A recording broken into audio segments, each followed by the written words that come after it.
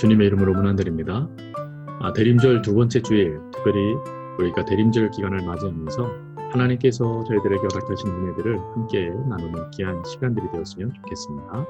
오늘도 다니엘서 말씀을 가지고 그 속에 담겨져 있는 하나님의 은혜의 말씀들을 함께 상고해 보도록 하겠습니다. 먼저 PPT로 하나님 말씀을 나누겠습니다. 먼저 오늘 말씀의 중요 구절입니다. 다니엘 10장 19절 말씀입니다. 이르되 큰 은총을 받은 사람이여 두려워하지 말라. 평안하라. 강건하라. 강건하라. 그가 이같이 내게 말하매 내가 곧 힘이 나서 이르되 내 주께서 나를 강건하게 하셨사오니 말씀하옵소서. 아멘. 다니엘이 하나님 앞에 은총을 입은 사람이라고 그가 말씀을 들은 중요한 것은 첫 번째로 인자이신 예수님을 만나는 복을 그가 받았기 때문이죠. 하나님께서는 고레스를 통하여서 하나님의 역사를 이루어 가십니다. 고레스는 바벨론의 왕이 아니라 바사의 왕이었죠. 고레스는 하나님의 은혜 가운데 무엇을 선포하냐면 하나님의 성전을 다시 건축하라라는 귀한 말씀을 선언하게 되고, 그리고 그 선언에 의해서 수룹바벨을 중심으로 한 1차 포로 귀환의 역사가 이루어지게 됩니다. 그런데 이러한 역사는 엄밀히 따지면 고레스 왕이 하나님의 도구가 되어져서 하나님의 역사를 이루고 있는 것이죠. 이러한 모습에 대하여 역대하 36장 22절은 이렇게 말합니다.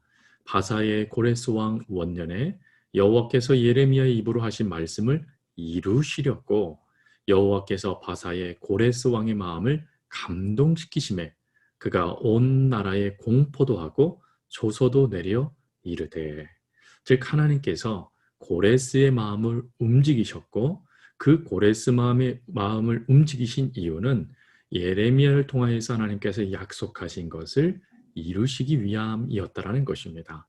하나님은 고레스를 도구로 사용하셔서 하나님의 백성들을 하나님의 땅, 약속의 땅으로 돌아올 수 있도록 도와주셨습니다.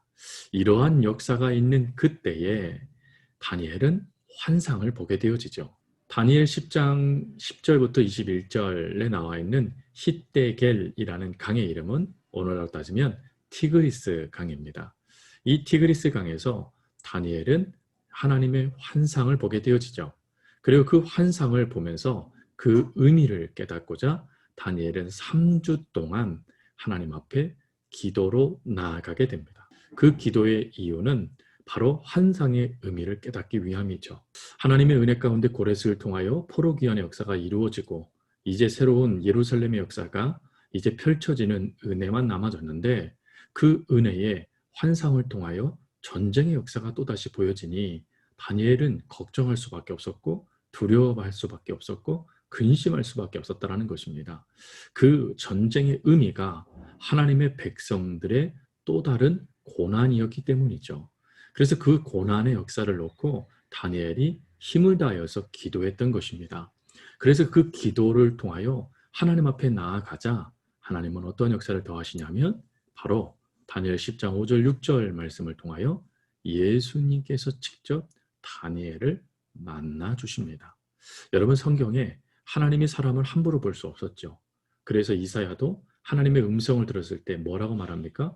화로다 나로 죽게 되었도다 망하게 되었도다 라는 고백을 하지 않습니까?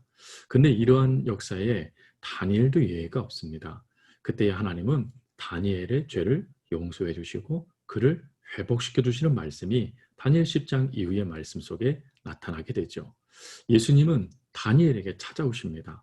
다니엘에게 찾아오셨다라는 이걸 통해서 무엇을 깨닫게 되냐면 하나님의 약속, 그 말씀은 반드시 이루어질 뿐만 아니라 그 백성들을 친히 하나님께서 책임져 주신다라는 놀라운 은혜의 역사를 다니엘에게 경험케 해주신 것입니다. 이러한 역사에 다니엘은 그 기도를 멈추지 않고 두 번째, 끊임없이 하나님 앞에 기도합니다. 하나님은 다니엘의 기도를 통하여 우리들에게 분명한 은혜를 더하십니다. 그것은 기도는 반드시 하나님께서 응답해 주신다는 것입니다. 그러니 우리는 그것을 믿고 매 순간 최선을 다하여 기도하며 하나님 앞에 나아가야 되는 것이죠.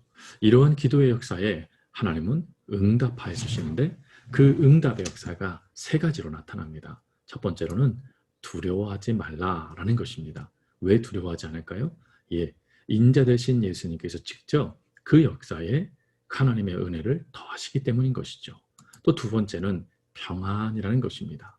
앞으로 되어질 동족의 괴로움의 역사들, 그 고난의 역사들 때문에 마음이 번잡해지고 또 그 일로 인하여서 마음이 어그러져 있는 그때에 하나님은 다시금 다니엘의 마음을 어루만지시면서 평안의 은혜를 더해 주시는 것입니다.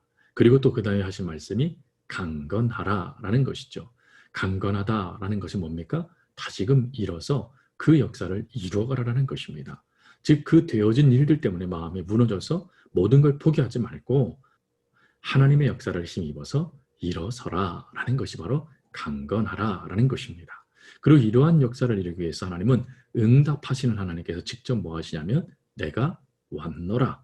하나님이 직접 그 기도의 역사를 이루신다라는 것입니다. 그러면 우리들에게는 하나님이 어떻게 하실까요? 마찬가지로 다니엘처럼 우리들에게도 하나님은 응답의 역사를 더해 주십니다. 저희들도 은총을 받은 사람들이죠. 왜 그렇습니까? 우리들도 예수 그리스도를 구주로 믿고 섬기며 하나님의 자녀가 되었고 그리고 하나님께서는 우리의 기도를 응답하여 주신다라고 약속하셨고 실제로 그 약속을 우리들이 경험하고 있기 때문이죠. 그러니 사랑하는 성도 여러분, 저와 여러분 모두가 다 큰 은총을 받은 사람이라는 것을 믿으시기 바랍니다. 우리 가족들에게도 이렇게 얘기했으면 좋겠습니다. 우리는 큰 은총을 받은 하나님의 사람들입니다. 라고 말이죠. 자제가 안 본다고 아무 말도 하지 않고 가만히 계시지 말고 자 옆에 분에게 얘기해 주세요. 당신은 큰 은총을 받은 하나님의 사람입니다. 네, 감사합니다. 우리가 하나님의 은총을 받은 하나님의 사랑으로서 매 순간 하나님과 동행하며 매 순간 하나님께 기도하고 그리고 매 순간 내 삶의 자리에서는 최선을 다하며 그 복된 걸음을 걸어갈 수 있는 우리 사랑하는 성도님들 될 수 있기를 주님의 이름으로 부탁드립니다.